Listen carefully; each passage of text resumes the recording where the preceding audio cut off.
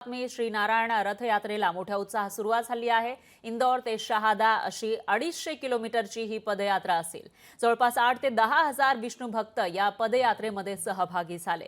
Guinness बुकमध्ये नोंद झालेल्या 11 फूट लांब आणि 21 टन वजनाच्या भव्य विष्णूच्या मूर्तीचं दर्शन घेण्यासाठी इंदौरच्या राजवाड्यात गर्दी झाली होती।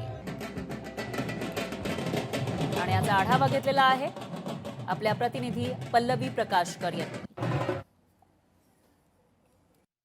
विश्वातील एकमेव असं कलियुगातील पहिलं तीर्थ हे शहादा येथील श्री श्री नारायणपुरम तीर्थ येथे बनत आहे। त्याचबरोबर विश्वामध्ये अनोखी आणि दुर्लभ अशी शेषशाही विष्णू भगवंतांची मूर्ती जी आहे ती आज इंदोर येथील राजवाड्याहून शहादाकडे प्रस्थान करणार आहे।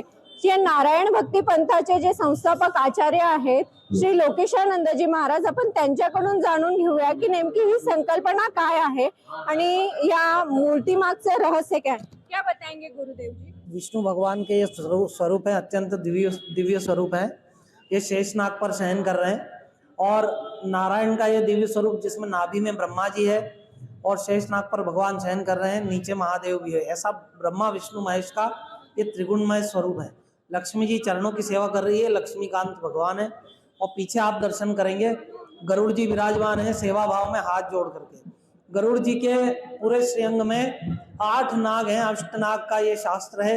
ऐसे दिव्य स्वरूप है गरुड़ जी के। तो ये जो सर्वांग सुंदर पुरुषोत्तम नारायण के स्वरूप हैं, ये यहाँ इंदौर राजवाड़ा पर अभी सब विराजमान भगवान का सभी दिव्य दर्शन कर रहे हैं।